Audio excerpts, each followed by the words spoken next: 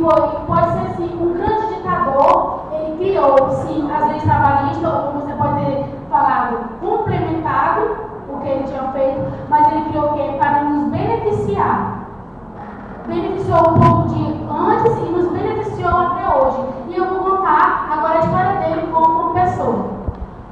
Nome: Getúlio Dornelles Vargas, nasceu no dia 19 de abril de 1882. Filhos de Manuel Nascimento Vargas e Cândida Francisca Dornelles Vargas. Casou-se com Darcy Lima Sarmanho, com quem teve 5 filhos. Foi um grande advogado, político e brasileiro. Líder civil da Revolução de 1930, que após o fim da República Velha foi também deputado estadual pelo Partido Republicano Rio-Grandense, PRR, e líder político do mesmo. Tornou-se presidente do Brasil e era chamado pelos seus simpatizantes o pai dos pobres. Título criado pelo seu departamento, enfatizando o fato de Getúlio Vargas ter criado muitas leis sociais e trabalhistas, e foi considerado o mais importante presidente da história do Brasil. E não há nenhum presidente hoje que fez a mesma coisa que Getúlio Vargas fez. Ele lutou pelo quê? Ele lutou pelo povo que não poderia se defender.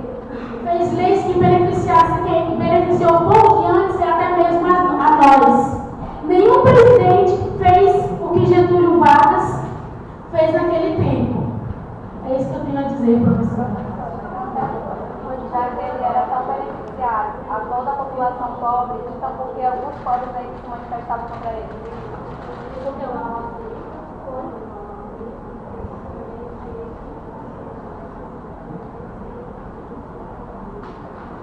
Exatamente, como eu esqueci de falar, ele daí criou a OAB e respondeu a sua pergunta.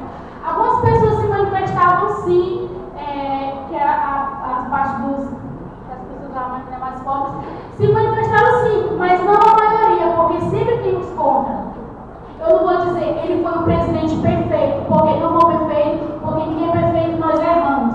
Mas ele errou, ele pode ter errado, mas nos beneficiando. Eu posso fazer uma pergunta? Se ele fez essa lei trabalhista, por qual razão? Você acha que deveria ser por quê? Porque ele estaria maquiando as irregularidades dele dentro do governo? Pode pegar o microfone. Pode repetir sua pergunta, por favor? Eu queria perguntar o seguinte: já que ele fez tanta lei trabalhista, eu queria saber por quê. Você acha por que foi que ele fez essa lei trabalhista?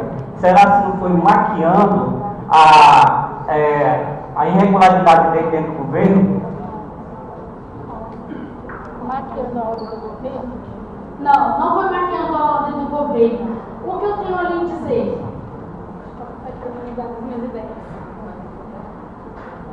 Foi algo que trouxe benefícios. Como podemos observar, antes do governo de Getúlio Vargas, como é que estava o governo, como é que estava a sociedade?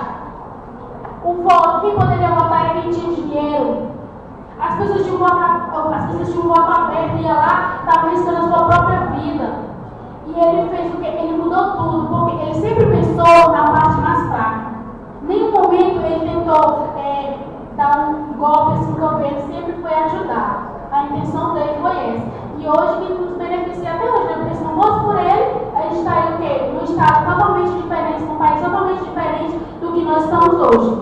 Então ele só fez a nosso benefício. Mesmo tendo o quê? Algumas dando um empurrãozinho para tudo dar certo, mas ele sempre nos beneficiou. Que tipo de empurrãozinho que você acha que ele deu? Fazendo alguma coisa irregular?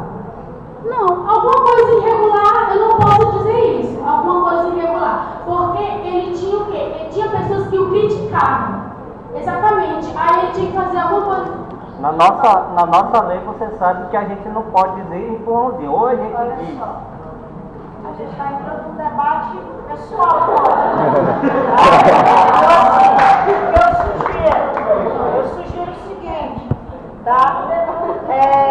Se houver alguma pergunta dos jurados, ela seja clara e objetiva. Pois certo? E esclarecedora. Terminou, foi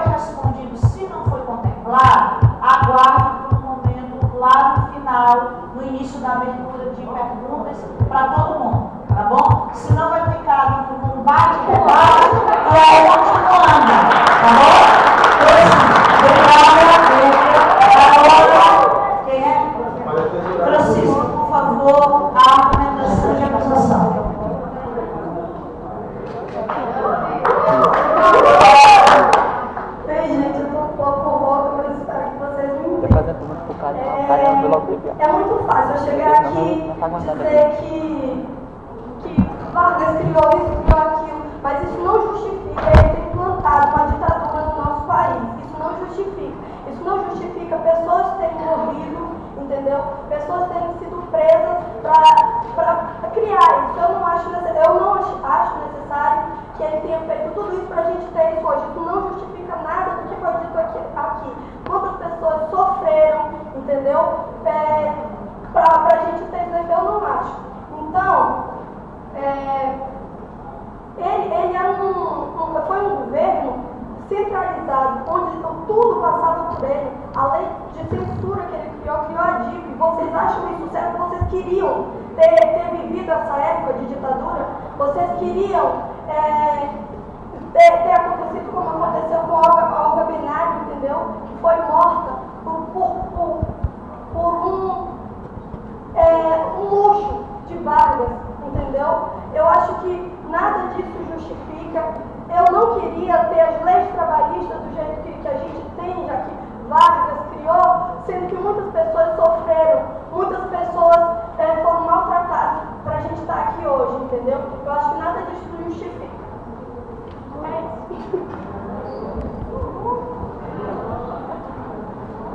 Bom, mediante as conclusões da exposição da Francisca, chamamos agora Wagner. Não. O senhor. Boa tarde, senhores. A acusação acabou de falar um grande absurdo. O que ela chama de centralizar, eu chamo de ter o domínio do que não está acontecendo hoje nos dias atuais com o escândalo da Petrobras. Então tudo passava da mão do nosso presidente. O outro colega anterior também falou outro absurdo. Eu tenho prova com a mão e vou chamar a testemunha, por favor. E ele vai mostrar para vocês pelo nosso país pobre.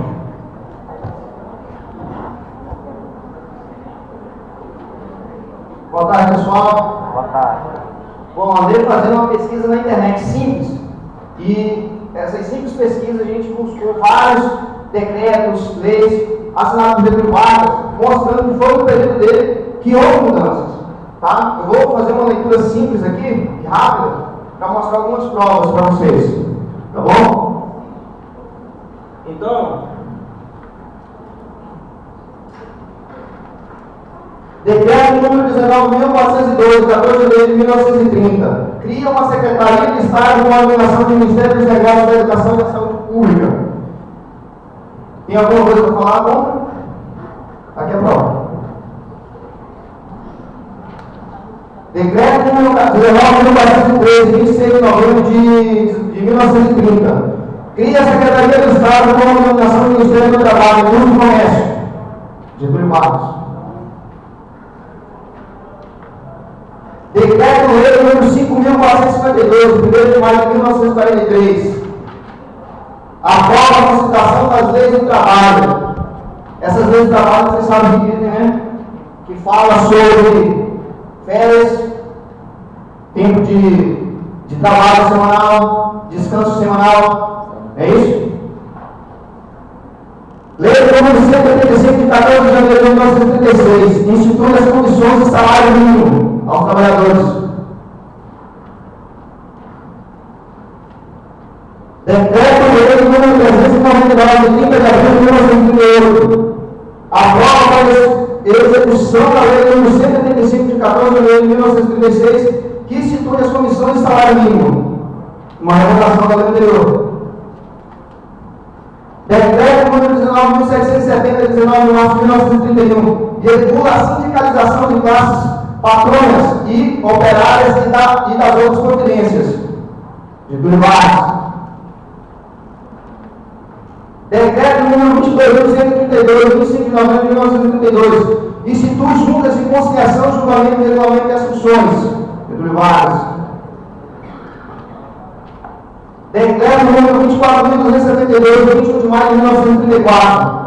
Altera o decreto número 22.214, de 30 de janeiro de 1933, que regula a concessão do monte aos funcionários públicos da Unido, o de número 5.465, de 9 de fevereiro de 1928, que regula o abono de pensões provisórias do Monte Pio, civil e das outras providências.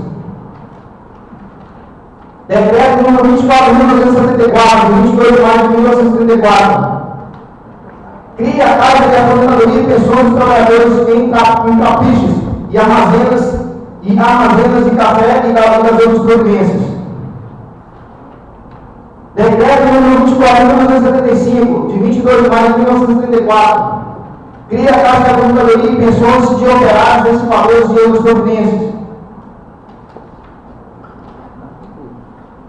Decreto número 24.615, de 8 de julho de 1934, CLT, 31.234.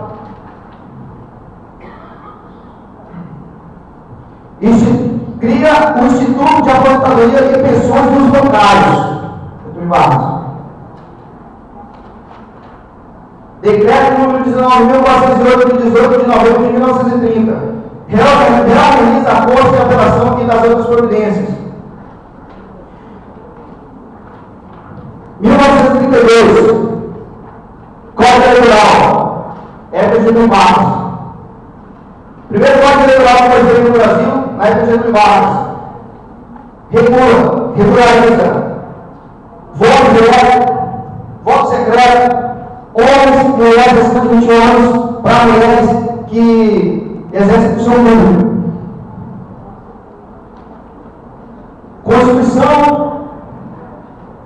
Constituição da República dos Estados Unidos do Brasil, de 16 de julho de 1934.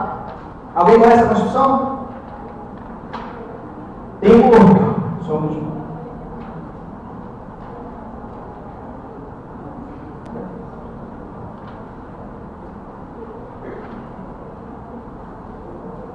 Tem algumas características dessa Constituição de 34, promulgada no 16 de julho de 34. Algumas características básicas, como os direitos sociais, justiça no trabalho, mantém a divisão tripartite dos poderes, judiciário, executivo e legislativo, fixou a obrigatoriedade do voto para homens e mulheres maiores de 18 anos, se mulheres que exercem função pública remunerada, manutenção indissolvível do casamento, responsabilidade direta da família com a colaboração do Estado na educação. Essa Constituição Federal é conhecida como um marco de compromisso e também de isenções do país.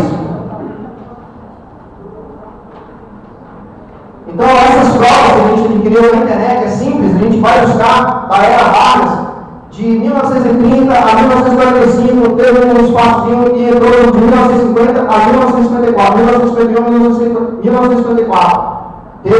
São as simples pesquisas que a gente faz na internet, que a gente vê o que realmente Vargas fez no nosso país. E eu queria contestar um colega que falou agora há pouco que porque foi ditador, porque foi isso, porque foi aquilo. Ele não foi um ditador porque ele quis. Em 1937,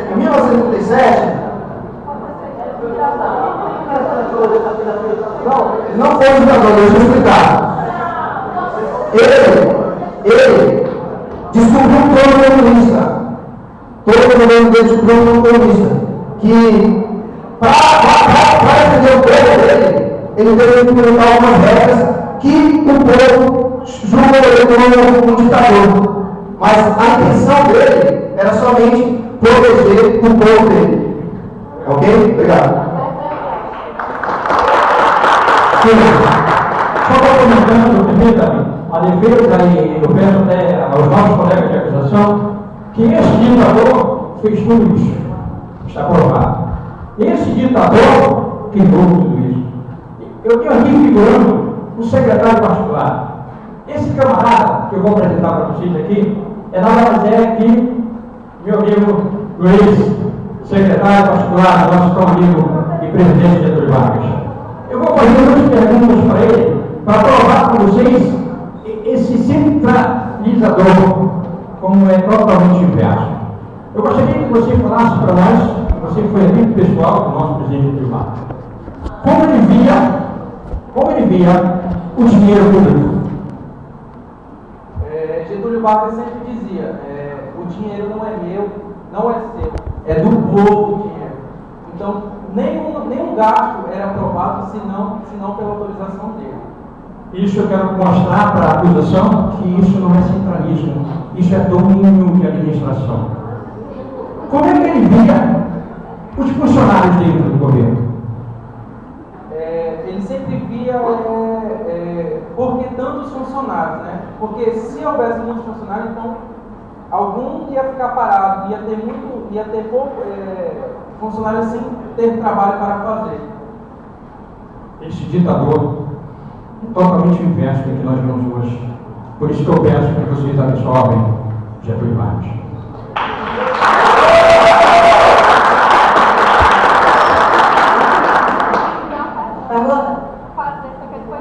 Tem uma pergunta aqui para você.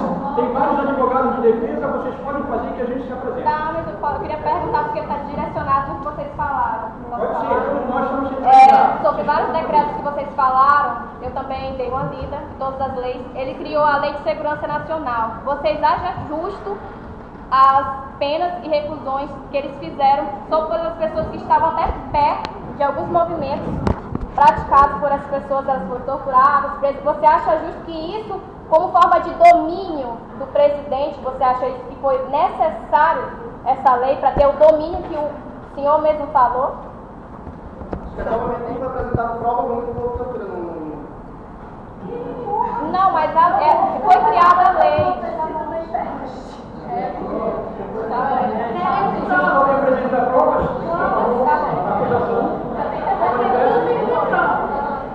Bom, dando continuidade às exposições, o Luiz vai expor a acusação.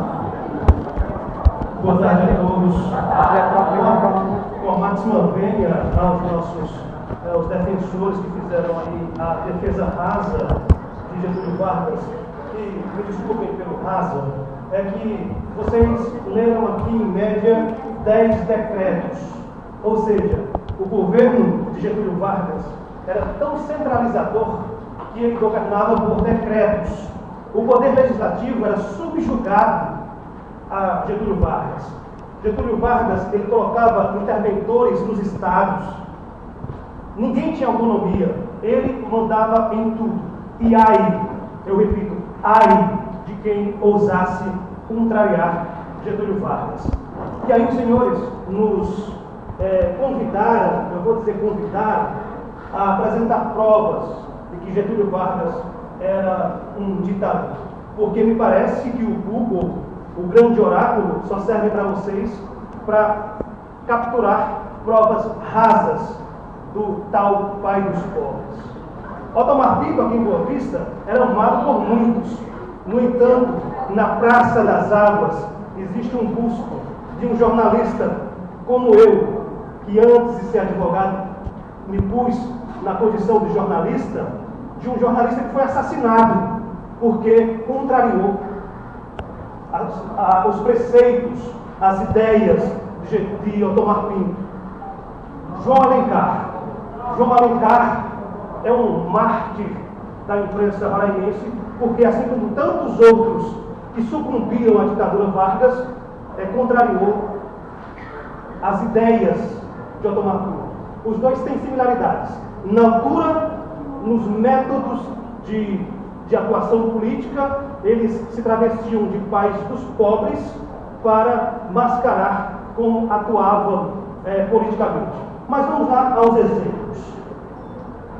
Alguns colegas, alguns dos defensores, ou qualquer um dos homens que estão aqui, já levou uma bolada nas partes baixas, nos testículos. Alguns dos senhores que estão aqui, senhores homens, já levaram um chute no saco, perdão pela palavra. A polícia de Getúlio Vargas usava um alicate para trucidar, usava um alicate para destruir testículos daqueles que discordavam das suas palavras. As damas, senhoras damas, com a máxima vênia. Alguém já reclamou porque a manicure arrancou uma cutícula a mais e sangrou? Um gritinho nervoso tipo ai, por exemplo, cuidado com a minha unha? A polícia de Getúlio Vargas metia clavas embaixo das unhas dos seus torturados e sacava essas unhas fora. Vocês conseguem imaginar a dor dilacerante que ia ter uma clava colocada embaixo das unhas e sacar a unha fora? Eu tenho uma clava, eu posso experimentar. Se alguém quiser se colocar como cobaia. Mas tem mais. Quem anda de moto aqui, por gentileza? Alguém já se queimou no cano de escape de uma moto? Dói pouco? Dói muito? Alguém, até os 21 anos, eu trabalhei como ourives. E eu, de vez em quando, me queimava com um maçarico. Dói muito. Arde durante uma semana. Senhores, alguém, por gentileza, moço, coloque o seu dedo nessa chama. Coloque o seu dedo nessa chama. Você, por gentileza, coloque o seu dedo. Dói, né? Dói muito. Você aceita colocar o seu dedo nessa chama? Alguém mais aceita colocar o dedo nessa chama? A polícia assassina de Getúlio Vargas usava maçaricos, que são 100 vezes mais potentes do que uma chama de isqueiro, para arrancar pedaços de nádegas, de pernas, de braços das suas vítimas. E aí não adianta dizer, como o Lula disse, eu não sei de nada, eu não vi nada. Porque Getúlio Vargas, como grande ditador, ele sabia sim. Ele sabia sim. Então, meus caros, provas na internet, vídeos, documentos para pesquisa em bibliotecas, existem às toneladas. Basta que o pesquisador seja honesto e pesquise a fundo e vai encontrar, sim, as provas da característica ditatorial do senhor Getúlio Dornelles Vargas. Mas nós temos mais algumas provas, nós temos mais alguns argumentos que nós vamos apresentar no decorrer deste jogo. Obrigado.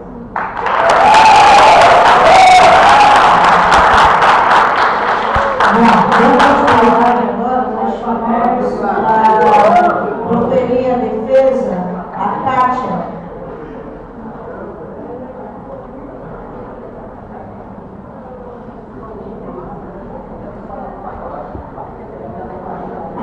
Já está marcado, né? Mas eu pergunto aqui de vocês, claro que vossa ideia, por que hoje nós temos aqui no Estado uma campanha a partir de janeiro de 2014? Se nós formos olhar para trás as coisas erradas, certo? Nós tivemos um escândalo, eu não sou advogado, eu estou aqui 4 vezes, mas nós tivemos um grande escândalo aqui que chama Gafanhoto, que repercutiu no Brasil. Mas ele está de volta a partir de janeiro e a maioria do povo quis. Então, esse ditador aí, hoje, quem que vocês aqui tem carteira de trabalho? 90% foi mérito desse ditador que a acusação hoje quer condenar. Foi mérito dele, essa carteira de trabalho. Quem aqui conhece hoje o serviço social da Estácio para a população? Alguém de vocês conhece? Foi devido à esposa deste homem que implementou esse projeto e ele lançou o serviço social. Foi esse ditador que hoje querem condenar. Então, senhores, comparando com a nossa atualidade hoje, comparando com o escândalo da Petrobras hoje, esse ditador centralizava para ele, porque todos os escândalos ele chamava para si, não como essa senhora que não debate, perguntavam assim, o que a senhora acha? Bem, o camarada roubou a Petrobras. Se ele roubou, o chefe dele é o quê? Né? Então, esse centralizador, ele não deixava as coisas acontecerem porque ele tinha que ter domínio de tudo passava por ele, ele assinava. Isso eu digo saber administrar. Tem algum administrador de empresa aqui? Se tiver, conhece minha linguagem porque também estou. Isso é saber administrar, não é centralizar. Eu peço desculpa para os colegas que estão abusando. Tá?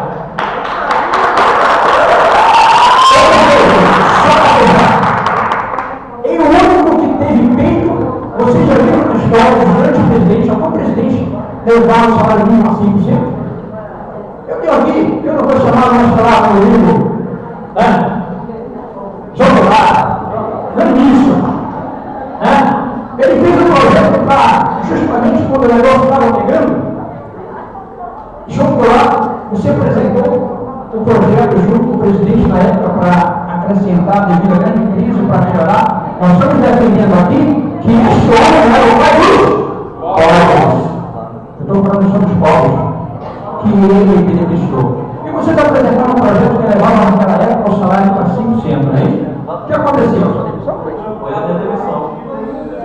Você foi Demitido. Mas tomando isso, ele desconheceu isso, e no dia 1º de maio, você que é trabalhador, não estou falando de empresário, estou defendendo os povos, ele, por feito, ele jogou o salário mínimo 100% de aumento. Dia 1º de maio, e aqui, as pessoas que reconhecessem isso, por favor, não quero iludir-os, mas aplaudem esse homem que ele hoje quer condenar.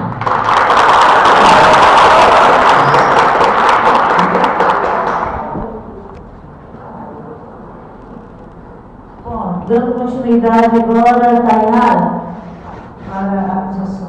Acusações de acusação.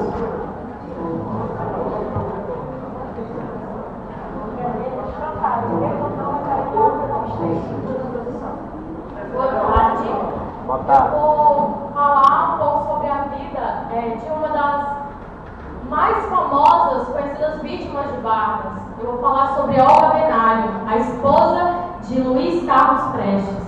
Olga Benário nasceu em Munique, em 12 de fevereiro de 1908. Aos 15 anos ela deu entrada no Partido Comunista e pouco depois ela se mudou para Berlim por conflitos com seu pai, que era do Partido Social Democrata, que ele, ao mesmo tempo que pertencia a esse partido, ele tentava ajudar os pobres, mas de forma escondida, para que o pessoal do seu partido não pudesse ver, né? Olga,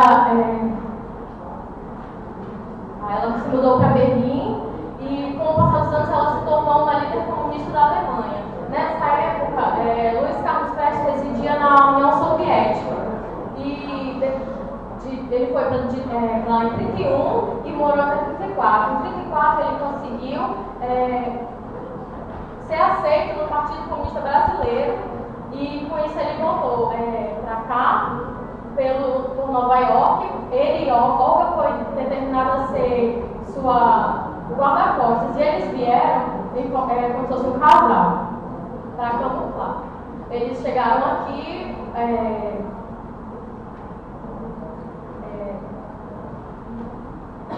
Prestes começou deu início aos projetos para tentar. A coluna Prestes, ele tinha como objetivo tirar Vargas do poder, porque tanto ele quanto os amigos deles depois foram presos. Eles sabiam de tudo que as pessoas tinham, todos que iam contra Vargas, eles sabiam de tudo que acontecia com eles. Eram torturados, assassinados, tudo de uma forma para que o povo não soubesse, que era para maquiar essa história de que ele era o pai dos pobres. Tudo era de uma forma escondida, que era para não bater contra a imagem que ele tinha para a população brasileira.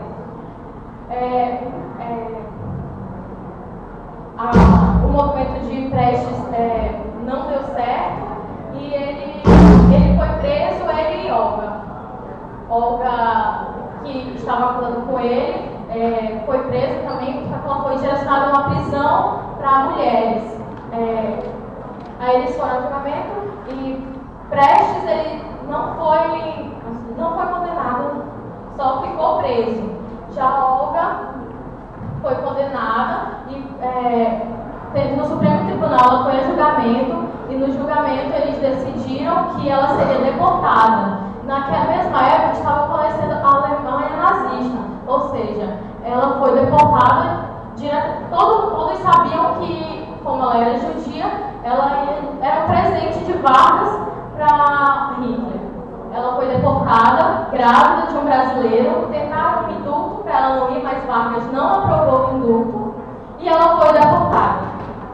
Ela foi de navio, ela estava grávida de 7 meses e ela foi contra até o próprio Código Internacional de Navegação, que não pode viajar uma grávida no período que ela pode ter filho ou não. E ela foi, eles foram obrigados a levaram. Chegando lá, foi direto para um campo de concentração, onde ela ficou presa e passou 4 anos.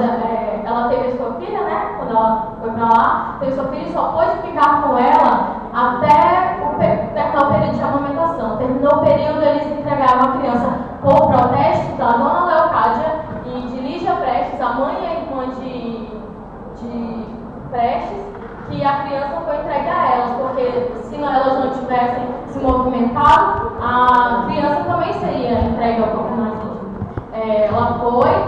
presa durante 4 anos e não pôde mais ver sua filha e foi morta numa câmara de gás. E a notícia da morte dela só foi publicada pelo fato de uma das presas, que não foram mortas, guardou um bilhete no seu vestido e entregou para outro, até que quando terminou e foi publicar a morte dela. Foi dessa forma, não tiveram nenhuma consideração de avisar que a esposa de Luiz Carlos Prestes teria morrido.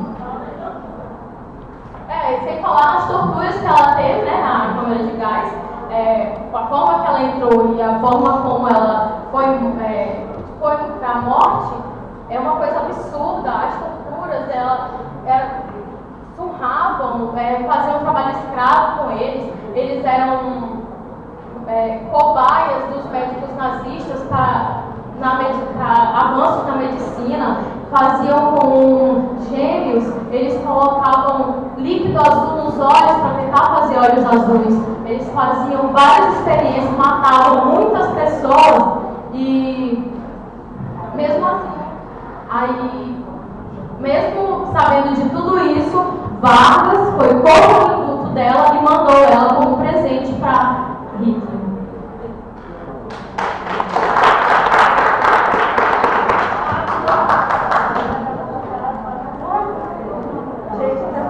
Aqui, chamar agora a Kátia ou a Nayane. Nayane? Você vai ser a última, né? Da exposição? Então a Kátia não confirmou. Não, porque assim, como o Arlindo, ele tomou a palavra que seria a vez do Marquinhos, né? Então já foi aqui. Agora tem você e a Kátia.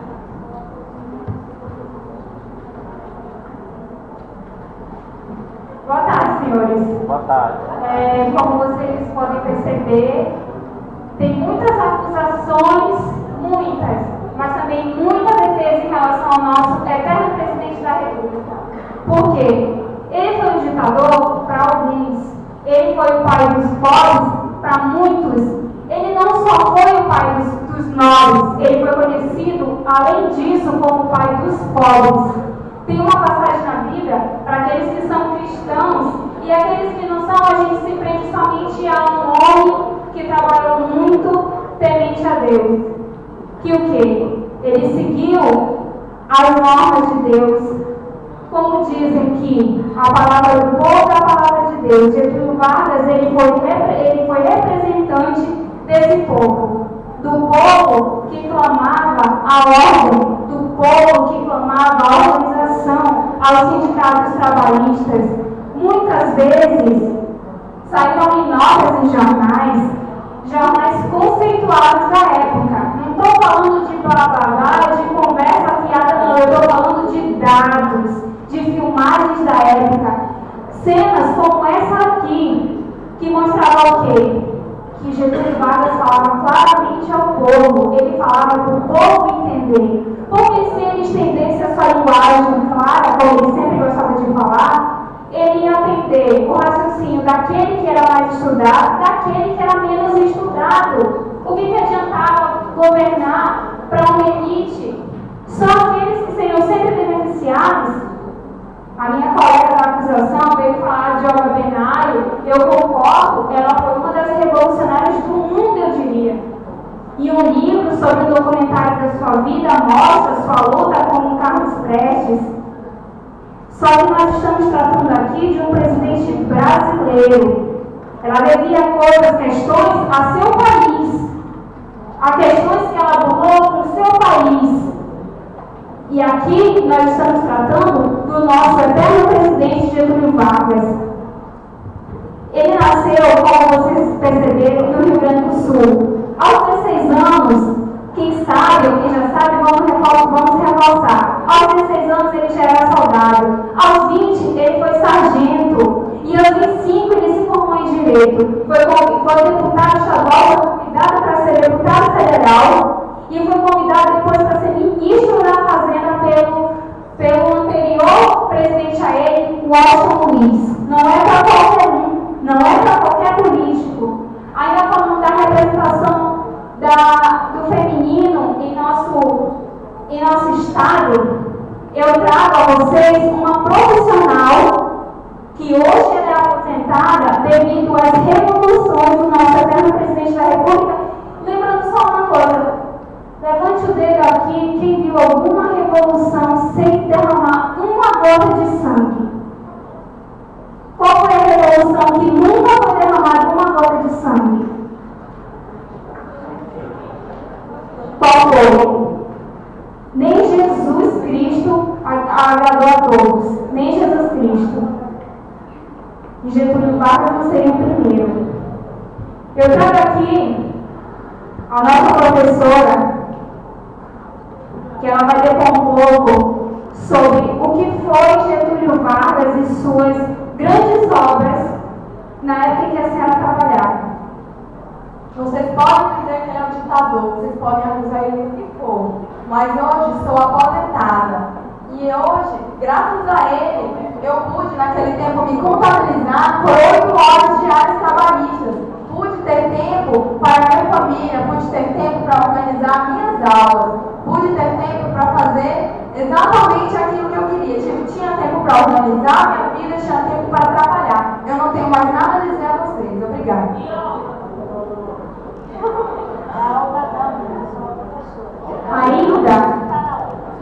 Ainda mostrando a postura, a imagem da mulher na sociedade de Getúlio Vargas, eu apresento aqui a sua esposa,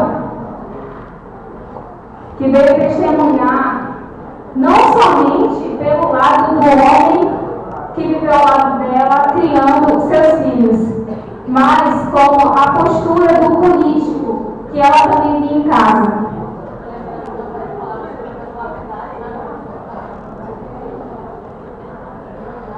Boa tarde, gente. Eu quero falar um pouco sobre a postura da esposa de Getúlio Vargas. Essa mulher, ela convivia ao lado do seu esposo nessa grande luta.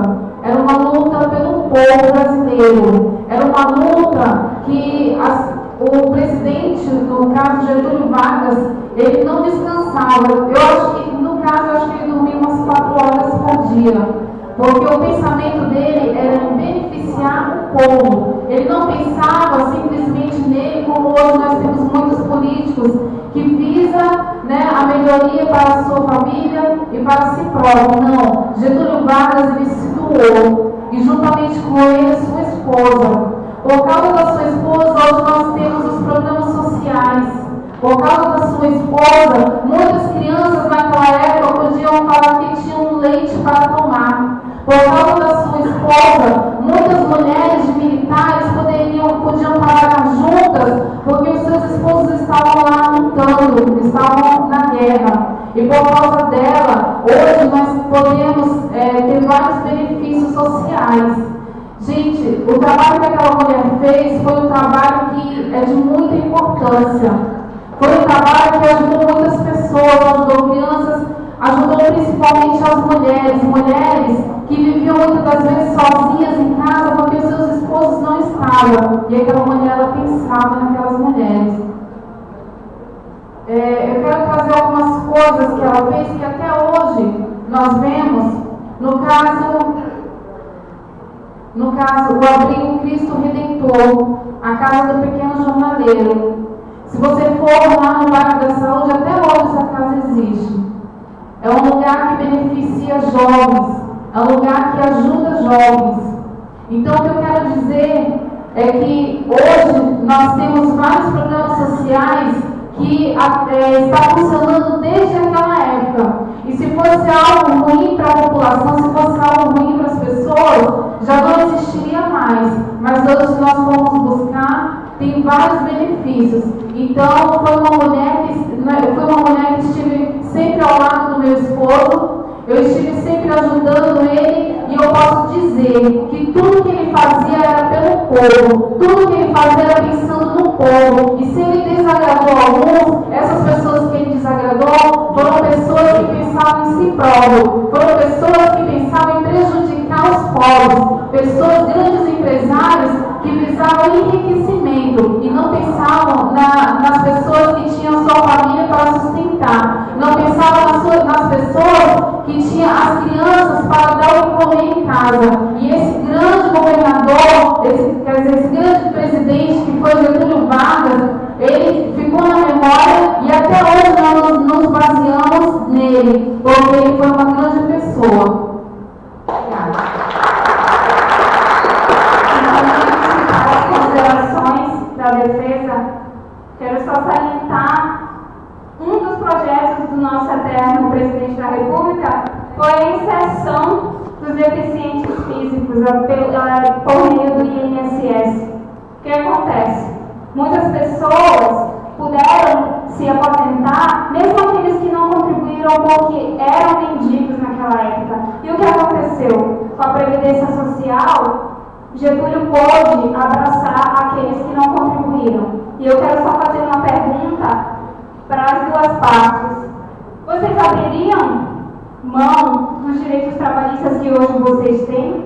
Porque a gente tem benefícios até hoje daquele governo. Daquele governo a gente tem benefícios até hoje. Vocês abririam mão dos direitos trabalhistas de vocês? Ele criou o concurso público. Ele criou a Previdência Social. O que acontece?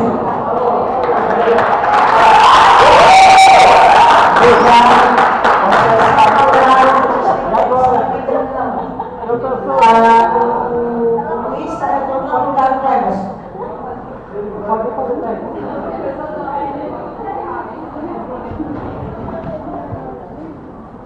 Meus caros, não sejamos inocentes.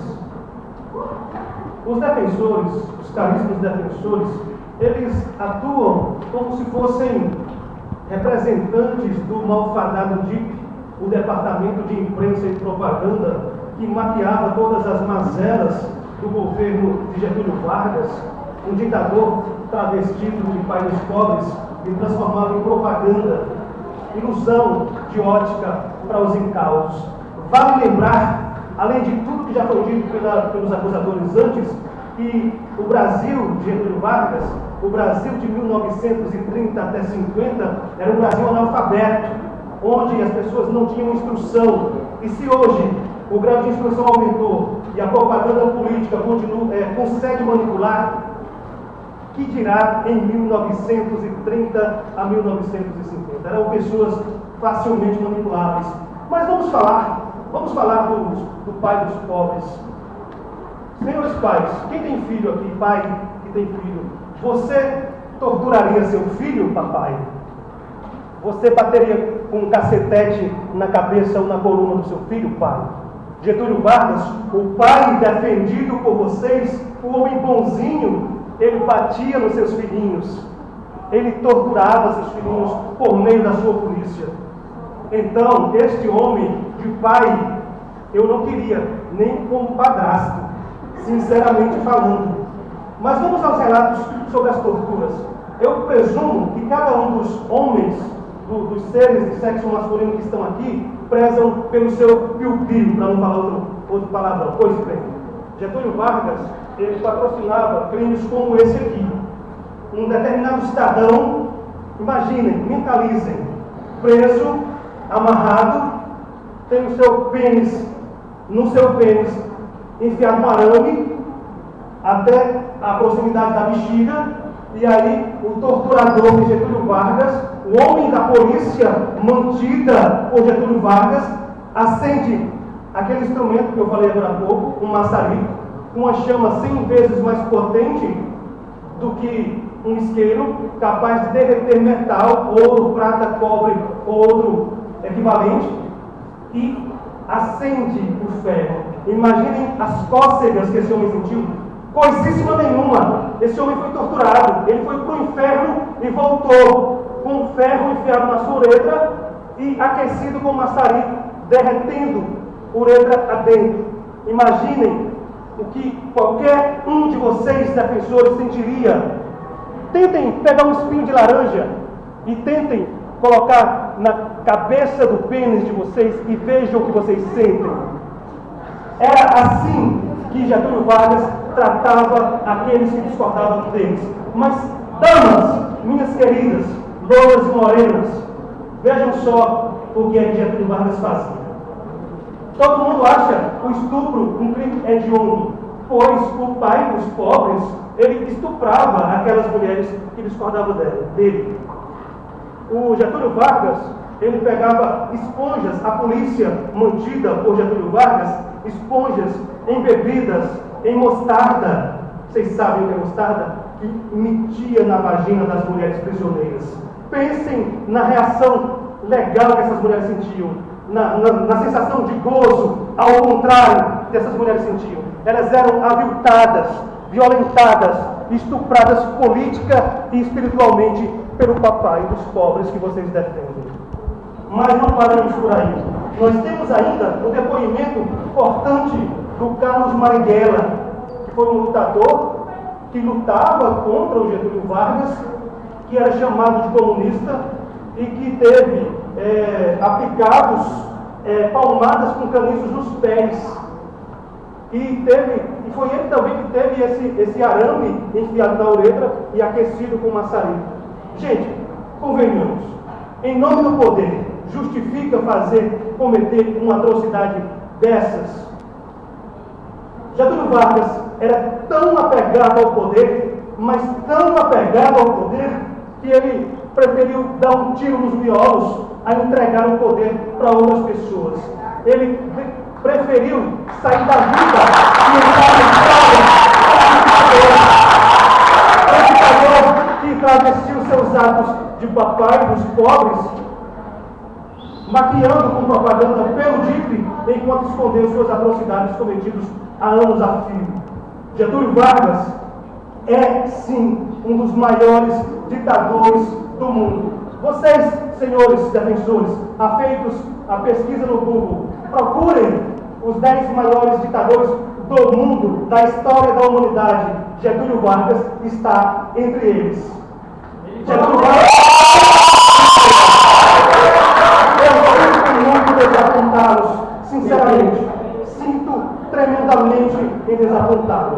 Mas Getúlio Vargas é, sim, um dos maiores ditadores do mundo, comparado a Hitler, que envergonha até hoje a Alemanha, que patrocinou o Holocausto, a Mussolini, que trouxe a lume o malfadado fascismo, que veio travestido de política do pai dos pobres para o Brasil.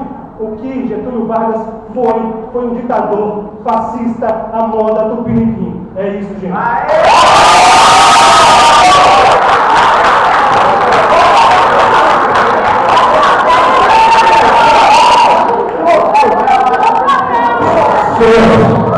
Nós vamos encerrar a nossa defesa. Eu quero agradecer que ele me antecipou no carro colega da acusação. Ele confundiu pasmamente com o Hitler, o nosso também presidente. Que tirou sangue, mas encerrou sua vida com seu próprio local. Senhores jurados, não foi apresentado aqui nenhuma testemunha pela acusação. Enquanto nós trouxemos várias testemunhas e provamos até hoje, a comissão vai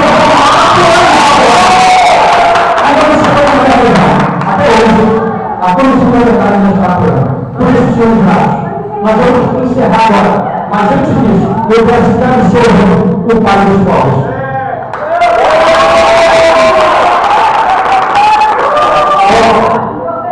Em primeiro lugar, o nosso colega falou que Getúlio Vargas deu um tiro na cabeça. Não é verdade. Ele deu um tiro no coração e ao morrer escreveu uma carta que falou: tira da vida, mas entra para a história. Porque ele já havia feito tudo, sabia que entrar na história. Tá ok? A gente vai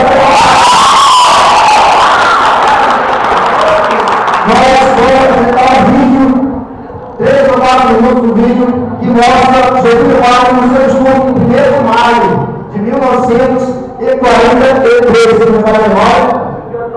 No dia do trabalhador, 1º de maio de 1943, o povo começa a discursar e vocês vão ver quanto é amado o nosso presidente.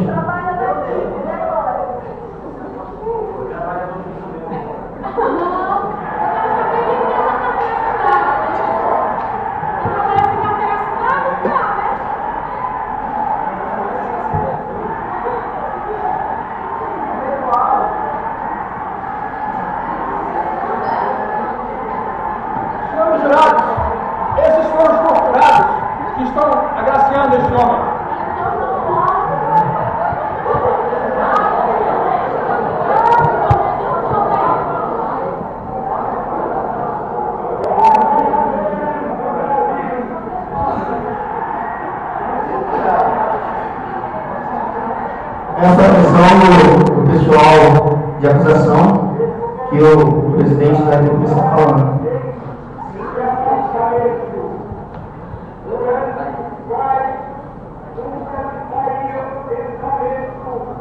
A imagem e a lembrança do grave e longo convívio que mantive convosco, eis-me outra vez aqui ao vosso lado, para falar com a familiaridade amiga de outros tempos.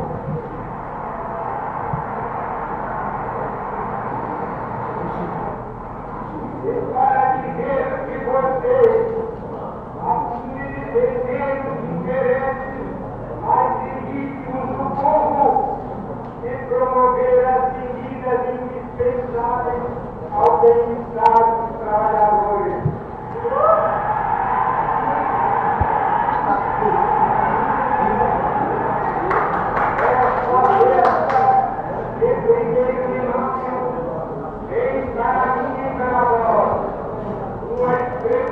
Simbólica. É o primeiro dia de encontro entre os trabalhadores e o novo governo.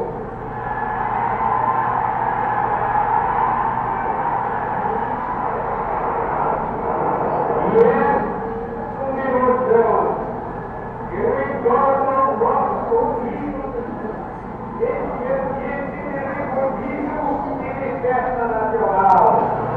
Em que nos revemos uns aos outros, a céu aberto, indo perguntar ao povo, e amigo para amigo, na linguagem simples de ave branca, no que sempre vos farei.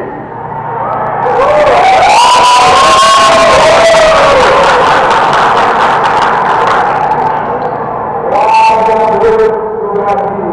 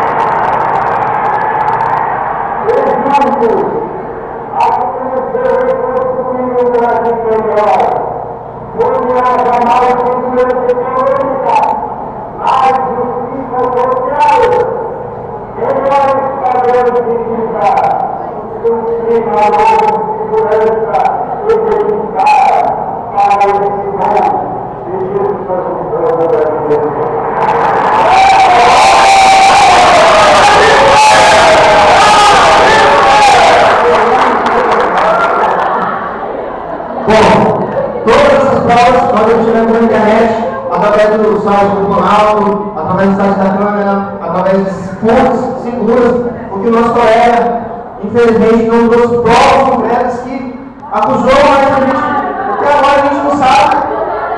Para mim não existe. Eu não sei. Ou procura. Enquanto não me provam,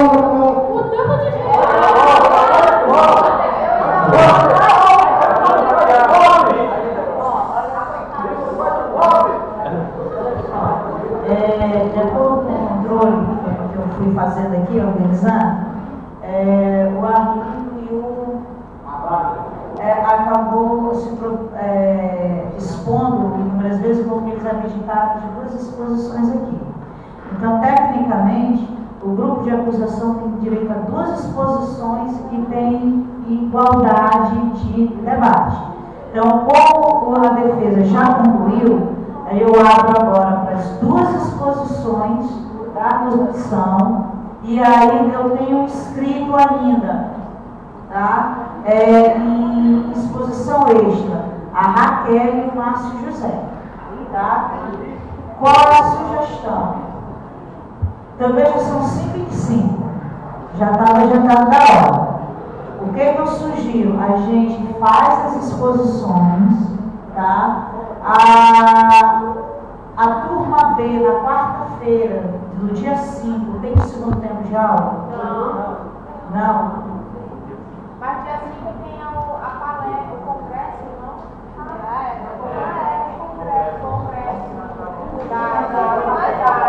vai esperar. Então tá, vamos tentar ser rápido aqui que a gente já tá emocionado. Eu me antecipei, meus caros, agora há pouco, dizendo que esse vídeo pesquisado na internet, no site do Planalto, era uma peça de publicidade à moda do DIP. E eu repito, é uma peça de publicidade à moda do DIP. Eu falei na minha primeira intervenção que antes de estar na área do direito, eu sou jornalista. Eu sei como se criam notícias e como se editam vídeos. E no nosso jurados também tem pessoas que entendem de edição de vídeo. Enquanto Getúlio Vargas falava, quem viu semblante de satisfação nos que o acompanhavam? Quem viu, gente? Levante a mão quem viu. Tinha semblante de satisfação em quem acompanhava? Não tinha. Depois, em seguida, um corte de câmera e num golpe de edição, no método de edição, me parecia um Maracanã de jogo lotado aplaudindo o Flamengo. Esse vídeo é uma peça de publicidade à moda DIP, não é prova. E aí, eu vou desculpar a inocência do defensor. A sua inocência.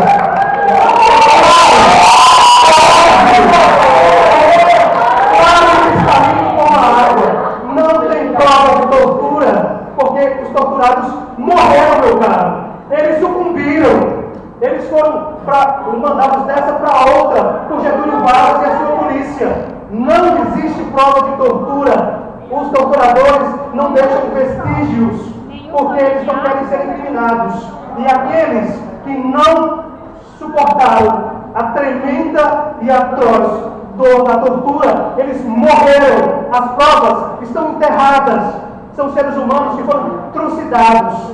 O pai dos pobres, eu continuo afirmando, é sim um torturador.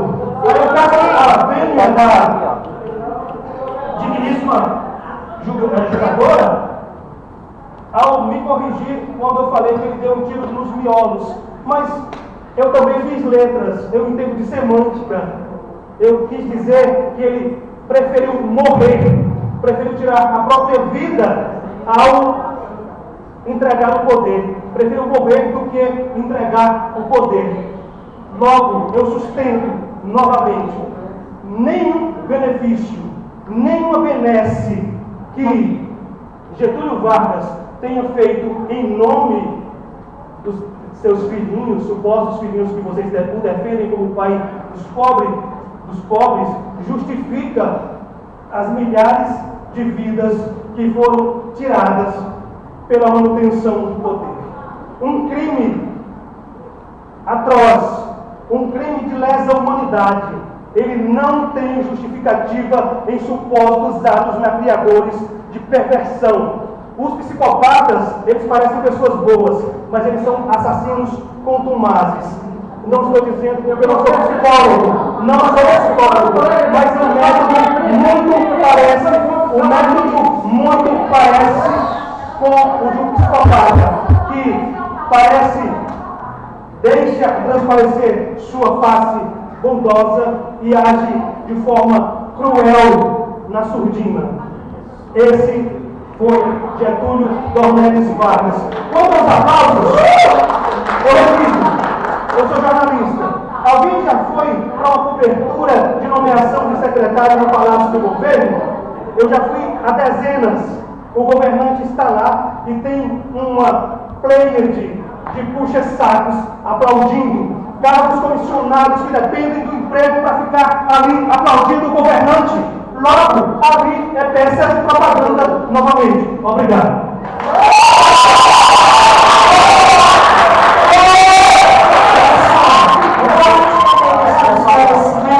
Agora, a última palavra aqui é o Cleberson, que ele finaliza, e aí vem as duas exposições externas. Boa tarde. Boa tarde. A parte das brincadeiras, né? Eu queria falar de um assunto sério, né?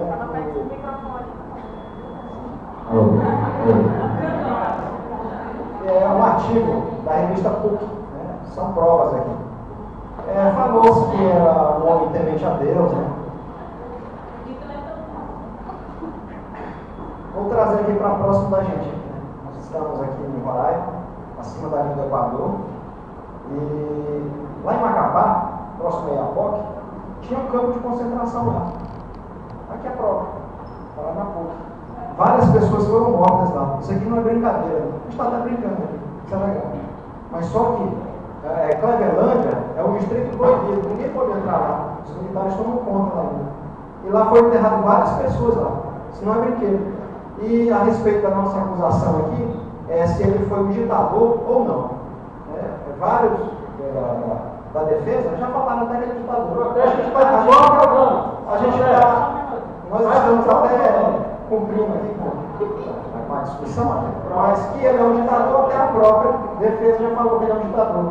E eu só iria pedir que mais à frente nós nos aprofundássemos mais sobre o estudo a respeito dele, que muitas pessoas morreram sim. Inclusive o nome aqui era chamado de Inferno Verde, Clevelândia. Quem quiser, esse material está na revista da PUC, de São Paulo. Está na internet.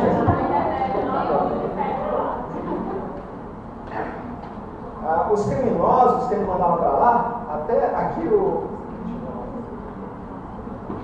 Desculpa, a primeira vez.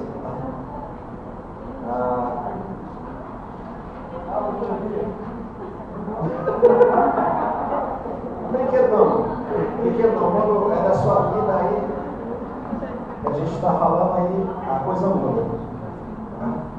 Monteiro Lobato fala no livro dele do Mr. Slogan e o Brasil, que para lá eram mandadas pessoas que eram cérebros pensantes do país. Então, se você era contra o regime, você era mandado para cá, para Clevelândia, próximo a Iapoque.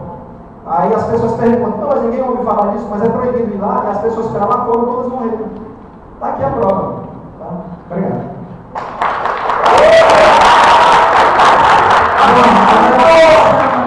A Raquel, primeiramente, André.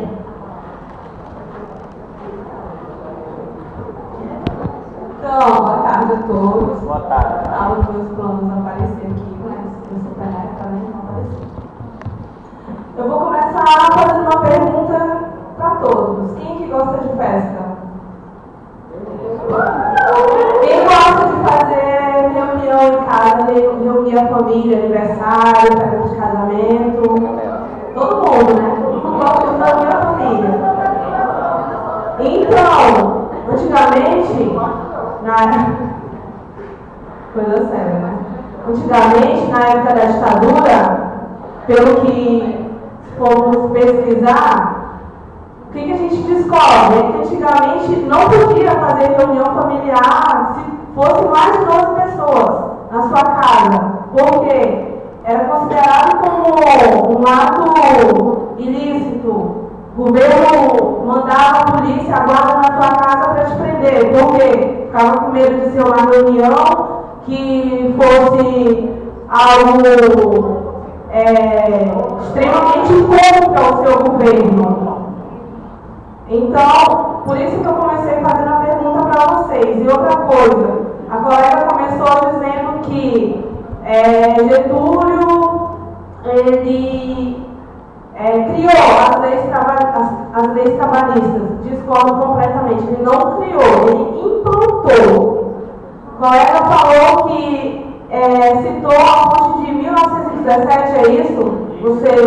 Pois é. Se vocês forem pesquisar, a Constituição de 1917 do México fala que lá eles proibiram crianças abaixo de 14 anos a trabalhar, criaram a licença maternidade, com a mulher direito a 4 meses de licença, e alguns outros. Então, isso já existia na Constituição. O que Getúlio fez? Ele apenas implantou durante o seu governo. E outra coisa, discordo completamente em dizer que as mulheres ganham o salário igual aos homens. Discordo completamente. Hoje em dia, no ambiente de trabalho, os homens podem ter a mesma carga horária que a mulher, mas eles ganham mais que as mulheres. Isso não, eu acho, no meu conceito, que isso não é certo, mas infelizmente é reflexo do governo antigo, são coisas que hoje em dia precisam ser mudadas. E outra coisa, Getúlio fez isso, Getúlio fez aquilo. Se ele fez ou deixou de fazer, se ele não fizesse, outros com certeza viriam e fariam. Hoje em dia,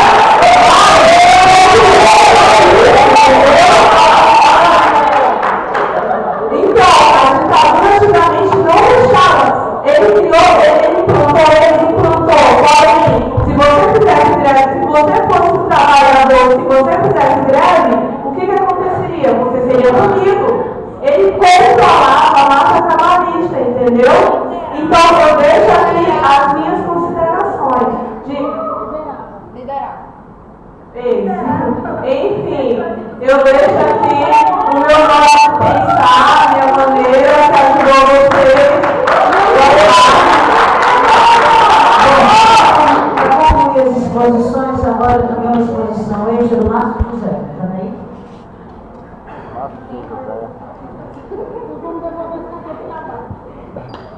Boa tarde, senhores. Senhores jurados, vocês já ouviram tudo que foi exposto aqui. Mas eu tenho certeza que vocês não estão aqui por acaso. Vocês foram escolhidos dentro de uma grande maioria. Mas vocês têm hoje uma responsabilidade muito grande. Uma responsabilidade de manter viva a história desse país. Então, senhores, não se deixem levar pelos discursos acalorados da acusação. Porque vocês conhecem a história. Vocês conhecem a história. A acusação diz que Vargas era um ditador. Ditador foi Hitler.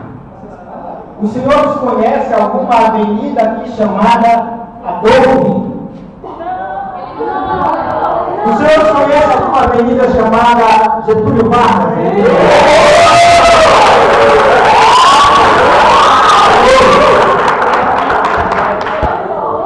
Nós não somos inocentes. Nós não somos inocentes. Nós somos pessoas adultas e responsáveis. A acusação diz que Vargas torturava. Mas quem é dos senhores que, sabendo que vem o ladrão para invadir a sua casa, vai escancarar as portas?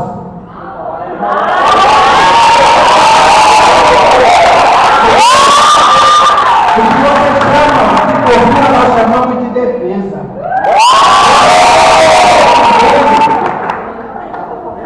Ou vocês acham que se os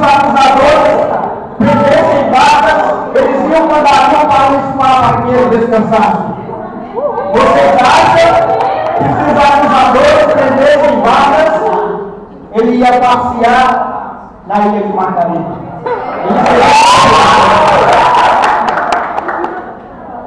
Senhor jurados, eu vos convido, absolvam Vargas, ou do contrário, toquem fogo na história desse país.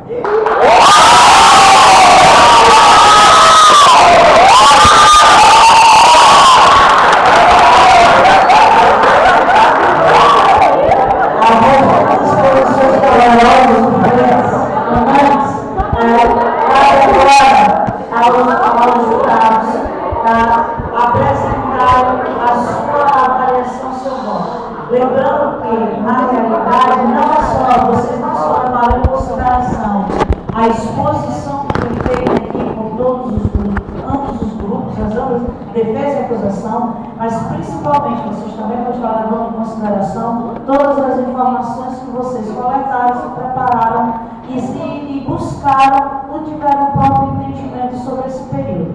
Tá? Então, por favor, não tiver nada contra, começo aqui da direita para a esquerda. Meu veredito é que o Getúlio Vargas é um ditador, populista, com aspirações fascistas. Ser criador do Estado intervencionista, ele é paternalista e corporativista, e persiste até hoje. Inimigo da democracia. Com seu presidente, fechou o Congresso, reprimiu movimentos de oposição com violência e censurou os meios de comunicação.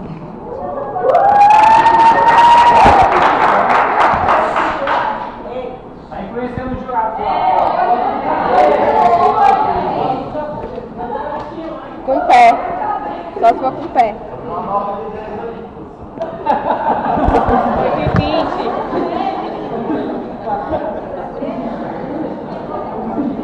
Bem, eu quero parabenizar todo mundo. Eu quero ficar em pé. Eu, como jurada, digo que ele é acusado porque eu não me fundamento em testemunha de gente morta, entendeu? Então, para mim, como já estão falecidas, eu acho que, de repente, o trabalho foi feito como o sujeito foi ditador ou estadista, então, digo que ele foi um ditador porque eu não levei em consideração as testemunhas, entendeu? Porque é um evento acontecido no passado. As provas. E Getúlio Vargas, como diz, porque falamos de sindicalismo, ele liquidou a existência do sindicalismo autônomo, isto é, isso é uma organização própria dos trabalhadores e fez isso autoritamente, como era o estilo dele. Além do mais, a oferta, por exemplo, você fala tanto em lei trabalhista, eu digo que a oferta da legislação trabalhista não foi concebida através de um pai dos pobres para oferecer aos trabalhadores seus direitos, pois aquilo foi uma conquista própria da classe trabalhadora, pois havia nos anos 20, uma demanda social enorme e o operário estava se organizando em sindicatos controlados pelos movimentos anarquistas e comunistas. Entendeu? E Getúlio teve a astúcia e a sensibilidade histórica de se apropriar dessas ideias, fazendo o sindicalismo atrelado ao Ministério do Trabalho. Portanto, foi um sindicalismo domesticado, no meu entender. Entendeu? Bom.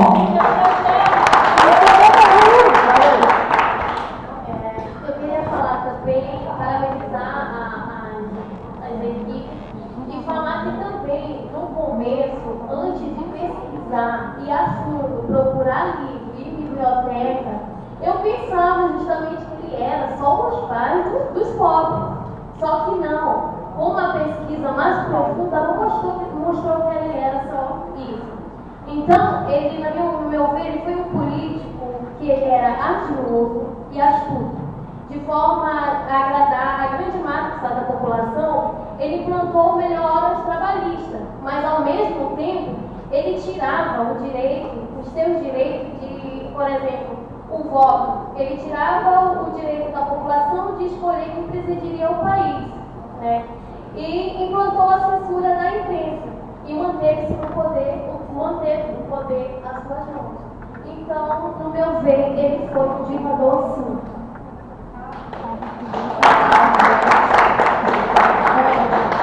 O meu voto é que ele é um ditador, não só apenas pelos defensores, pelos acusadores, que assim como todos os jurados aqui, pelo menos era para ter estudado, pelo menos eu estudei, e eu vi que ele era um manipulador, e eu posso afirmar, de acordo com até com as nossas aulas de psicologia, que ele é um psicopata, aquele homem. Por quê?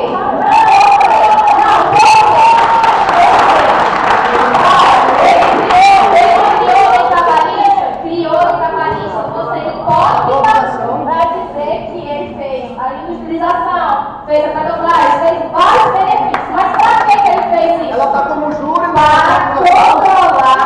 Para controlar. Eu estou justificando meu voto, que aconteceu o voto. Todos os jurados têm que justificar meu voto. Levantou carteira de trabalho. Fez, mas ele fez com forma para manipular e controlar o povo.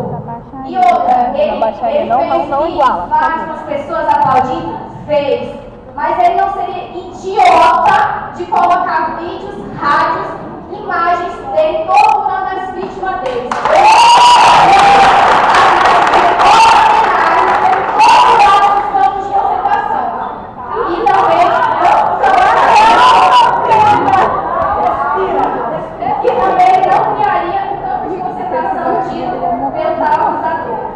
Eu condeno ele ditador pelas vítimas mortas, pelas greves que foram reprimidas, pelas várias pessoas que hoje não se encontram mais aqui presentes, em prol do benefício de todos nós aqui, entendeu? De toda a população. De toda a população. E ele é um ditador, sim, e é um psicopata, do meu ponto de vista.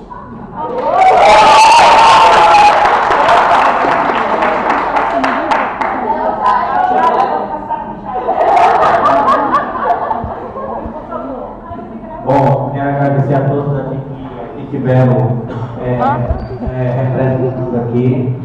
E isso aqui foi bom que a gente aprender mais, né? Para mim, o Getúlio Vargas, sim, é culpado. Porque ele criou várias coisas, assim, como direito trabalhista e outras coisas mais. Para que não desconfiasse da sua falcatrua. O nosso amigo disse que se fosse a nossa mulher, ele está levando para o lado de roubo. Então, eu queria saber se fosse, assim, com todo respeito, a mulher que estivesse no meio de um campo de concentração, se fosse humilhado e se fosse também levado para ter um trabalho de escravo, porque para mim era escravo. Dizer que ele fez o salário mínimo, ele plantou o salário mínimo, que salário mínimo? Hoje, já que vocês compraram uma coisa com esse salário, vocês não dá para vocês comprar nem a roupa que veste. Então, para mim, ele é culpado, sim, e ele era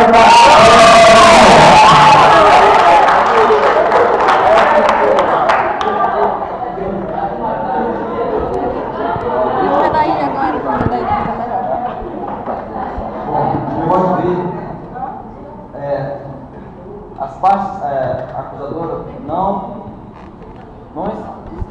colocaram essas provas dizendo que ele não ele pegava os pobres, pegava os pobres para se autopromover. Em nenhum momento eu vi isso. No caso, a nome da mulher que estava foi torturada? Exatamente, ela era brasileira? Não, mas ela era brasileira.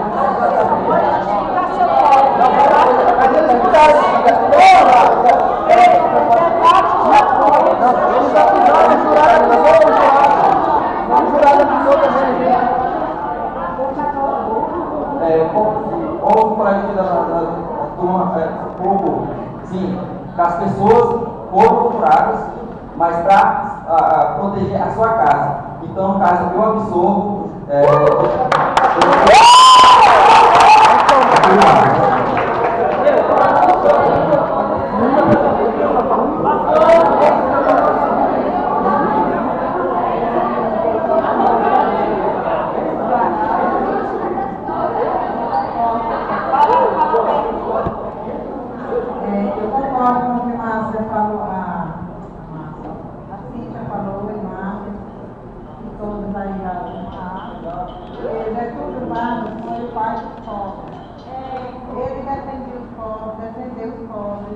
por meio de comunicações, meios religiosos e outros. Os meios trabalhistas também, o que falaram aí foi verdade. E outros. Eu concordo com tudo que falaram aí, da turma.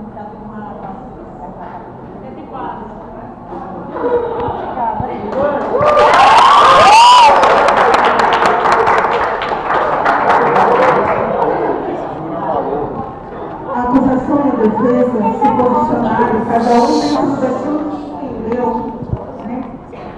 E usou argumentos para defender sua tese. Isso foi muito louvável. Mas eu entendo também que o governo de Getúlio Vargas, ele era nacionalista e comunista. Isso ficou na história, né? Ao ponto de ele ser escrito no livro de Heróis, em 2010. Eu vejo o presidente Vargas marcado pelo investimento no Brasil. Se ele tinha um sentimento nacionalista, então ele quis investir no Brasil, no país dele. Principalmente quando ele incentivou que as empresas estrangeiras que vinham para cá investir tinham que deixar 70% aqui no nosso Brasil. Quando ele valorizou isso, e a grande capacidade que ele tinha de ser popular, de ser reconhecido como um igual. Não haveria um distanciamento, não tinha esse distanciamento entre o líder e a população, porque ele tinha uma linguagem muito próxima da população dele. Ele se fazia entender sem muito esforço. Então eu absorvo por isso.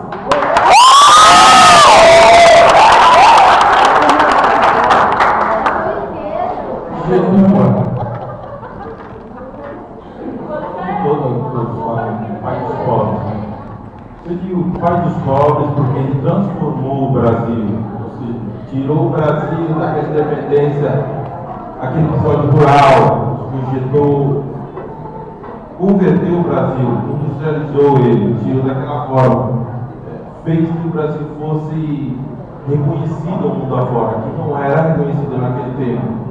Tipo, nos 15 anos que ele teve no mandato, por ano era 8% de crescimento. A oposição, ela sempre ficava, tipo, era mídia. Ela fica de olho em qualquer erro que ele cometesse para converter que ele era um líder que maltratava a população. Sendo que ele só se preocupava, era com a população pobre. Que uma das últimas palavras que ele escreveu no seu testamento, ele sentia muito por não ter feito mais pelos humildes. Se chegamos ao exemplo, a maioria da população que é humilde são pobres, não os ricos. Por isso que eu digo, Getúlio Vargas era pai dos pobres.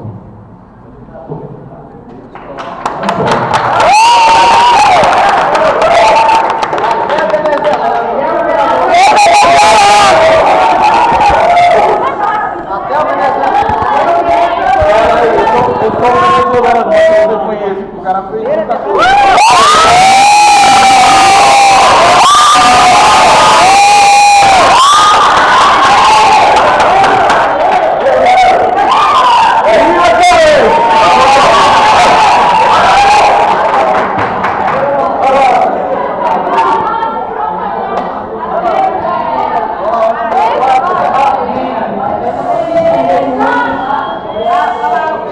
Eu não vou me estender muito, pessoal. Eu vou falar muito baseado na defesa e no que foi exposto também da própria acusação.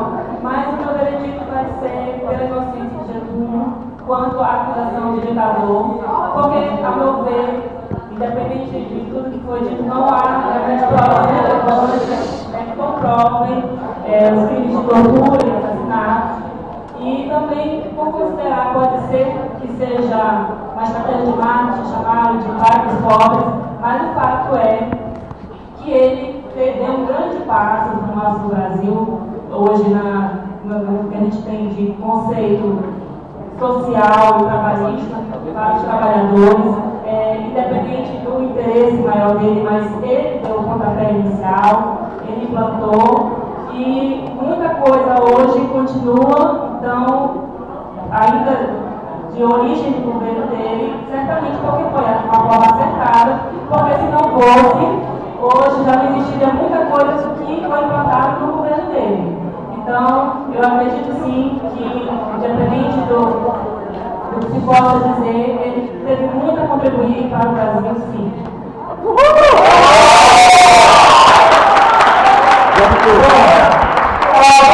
Que era esperado.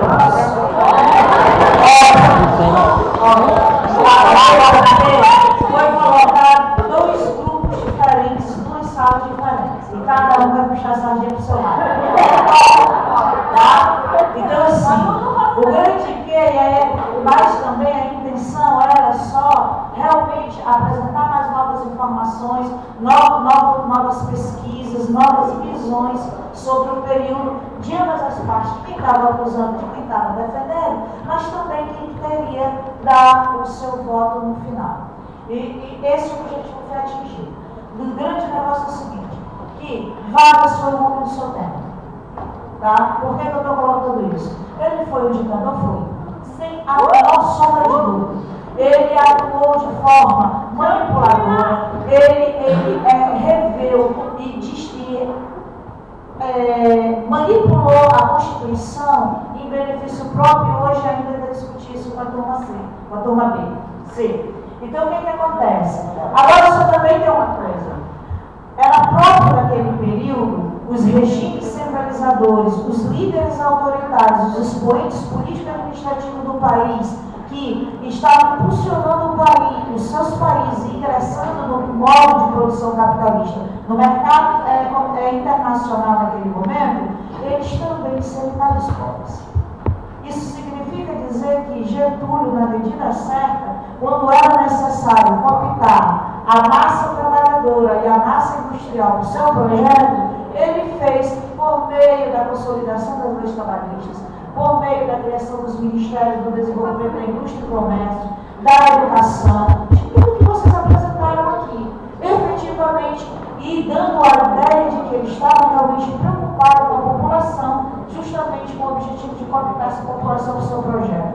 E automaticamente ingressar o Brasil no modo de produção internacionalizado, o comércio internacional brasileiro, é nesse momento que ele se insere. Isso é indiscutível também. Mas para isso, vocês têm que ver igual aos dias de hoje.